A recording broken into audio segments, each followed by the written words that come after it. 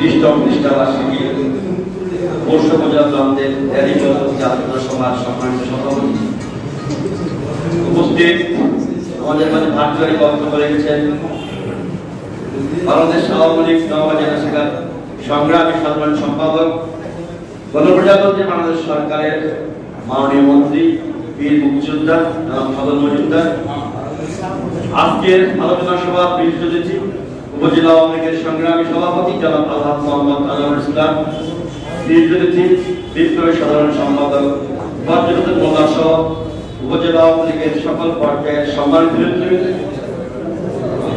আমার ইউনিয়ন আওয়ামী লীগের সম্মানিত নেতৃবৃন্দ, আমার স্নেহভাজন সংগঠন স্বেচ্ছাসেবক লীগের সকল পর্যায়ের নেতৃবৃন্দ, আমার যুবলীগ ছাত্রলীগ সকল পর্যায়ের সম্মানিত নেতৃবৃন্দ, সুধীবৃন্দ, সবাইকে আমার আসসালামু আলাইকুম রাহমাতুল্লাহ।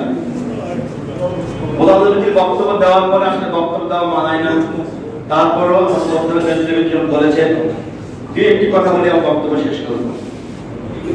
জাতীয় নির্বাচন এবং উপজেলা নির্বাচনের পরে আমার মনে হয় আজকে প্রথম মিটিং আমাদের, যেই কথাটা সম্মানিত সাধারণ সম্পাদক বলে গেছেন, যেহেতু বিএনপি জামাত নির্বাচন করে নাই, সেজন্য জাতীয় নির্বাচন শুধু উপজেলা নির্বাচন নয়, জাতীয় নির্বাচন এবং উপজেলা নির্বাচনে সবাই তাদের ভোট দিয়েছে।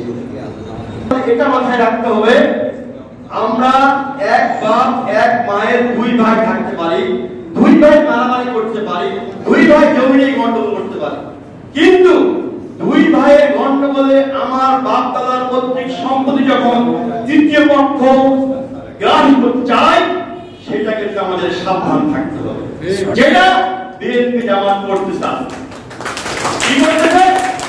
আমার কোমলমতি শিক্ষার্থীদের নৈতিক যে আন্দোলন, কোটা সংস্কার আন্দোলন, সেই আন্দোলনকে পুঁজি করে যারা বাংলাদেশ চায়নি, যারা ৭১ সালে বাংলাদেশকে চায়নি, যারা এখনো চাচ্ছে ২০২৪ সালে বাংলাদেশের অগ্রযাত্রা উন্নয়নকে ব্যাহত করতে, বাংলাদেশকে পিছনের রাস্তায় আবার পশ্চিম পাকিস্তান বানিয়ে ফেলতে, তাই আজকে আমার দেশের অস্তিত্ব বিভিন্ন করে তোলার অপপ্রয়াস করছে, আমার দেশকে ১০০ বছর পিছিয়ে দেওয়ার অপপ্রয়াস করছে।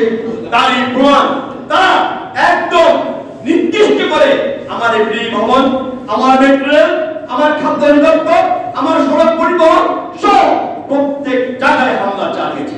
অবশ্যই বাংলাদেশ আওয়ামী লীগ এই প্রত্যেকটা জঙ্গি সন্ত্রাসের বিপক্ষ অবস্থান দিবে ইনশাআল্লাহ। আমি আজ থেকে আপনাদের অনুরোধ জানাই, আমার মন্ত্রী মহোদয় আপনার অভিভাবক যেভাবে বলে গেছেন, নির্দেশ আজকে আমরা পেয়ে গেছি। আমাদের পাড়ায়, আমাদের মহল্লায়, আমাদের গ্রামে আমরা দেখব আমাদের কোন কোন লোক ঢাকায় গিয়ে ভাড়াকে সন্ত্রাস বাইট হয়ে আমার দেশের ক্ষতি করছে, আমার ক্ষতি করছে, তাদেরকে আমরা অবশ্যই আইনের আওতায় নিয়ে আসবো। এবং আমরা যেরকম একটি কথা মাথায় রাখবো, আজকে যদি বিএনপি জামাতের প্রার্থী থাকতো, তারা কিন্তু আমাদের ভোট দিত না।